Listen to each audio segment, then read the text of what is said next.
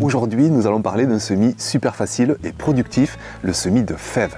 Dès le printemps prochain, vous allez pouvoir récolter des jeunes fèves bien fraîches, bien croquantes. Vous pourrez même récolter les cosses de fèves lorsqu'elles sont bien jeunes, bien vertes, pleines de vitamines. C'est vraiment un total régal. Donc suivez-moi pour bien semer cette culture.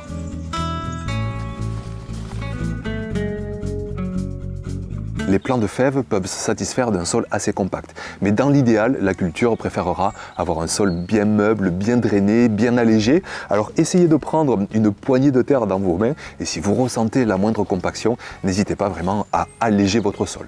Moi ici par exemple, avec une terre argileuse qui se compacte rapidement, je n'hésite pas à passer un bon coup de grelinette, un bon coup de croc par la suite. Ça me permet donc de décompacter, d'aérer, ça me permet aussi de désherber avant de semer et puis d'enlever du chien-dent que j'ai dans mes allées et qui a tendance à rapidement envahir mes parcelles et qui pourrait devenir trop gênant pour la culture.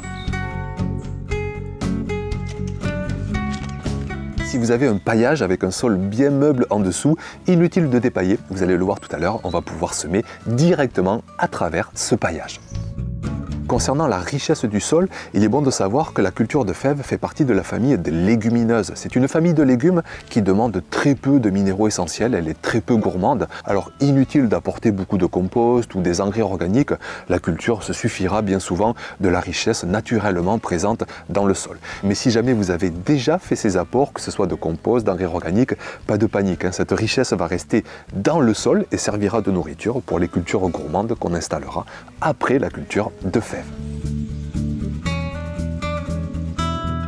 La culture déteste vraiment les excès de chaleur, alors on préférera la semer à l'automne ou même au printemps prochain. Le créneau idéal pour la semer sera de mi-octobre jusqu'à fin novembre. Cela va permettre à la culture de bien germer cet automne. Les plants vont bien s'enraciner, ils vont grandir de 20, 30, 40 cm et puis ils vont rentrer ensuite en repos végétatif durant le plein hiver. La culture va pouvoir résister à de bons gels jusqu'à -5, -6 degrés et dès les premières douceurs du printemps prochain, elle va repartir avec une pleine vigueur. Et si vous êtes sous des climats vraiment très froids avec des gros gels durant l'hiver, patientez de préférence jusqu'au printemps prochain pour semer la culture, ou sinon, si vous voulez la semer absolument cet automne, vous vous installerez sous mini-tunnel ou bien sous serre.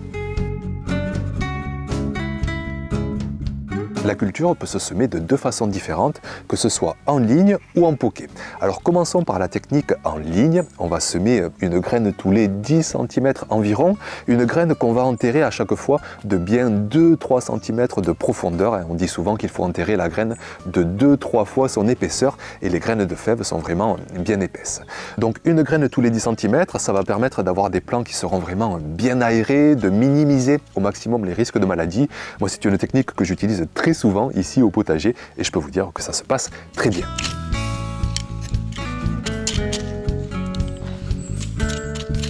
Concernant le choix des variétés, comme chaque saison, je vais semer à la fois une variété bien productive, la variété agua dulce, très goûteuse aussi, qui génère vraiment les meilleurs résultats. Et puis je vais semer une variété un peu plus originale, la variété violetto. Regardez cette couleur, ce violet intense des graines, c'est vraiment un plaisir à semer. Et ce sera aussi un plaisir, croyez bien, à récolter d'ici quelques mois. L'autre technique pour semer, ce sera de semer en poquet. On va installer 3 graines par 3 graines tous les 30 cm environ cette fois-ci et ça va permettre d'avoir des plants qui vont pousser 3 par 3 bien resserrés et qui vont se soutenir mutuellement. Et ça c'est intéressant, notamment si vous avez des conditions venteuses, je vous conseille dans ces cas-là d'utiliser cette technique. Et puis concernant la distance entre les rangs, vous pouvez bien laisser 30 voire même 40 cm, toujours pour bien aérer la culture, pour désherber facilement si nécessaire, ou sinon encore pour installer plus facilement un paillage entre les rangs.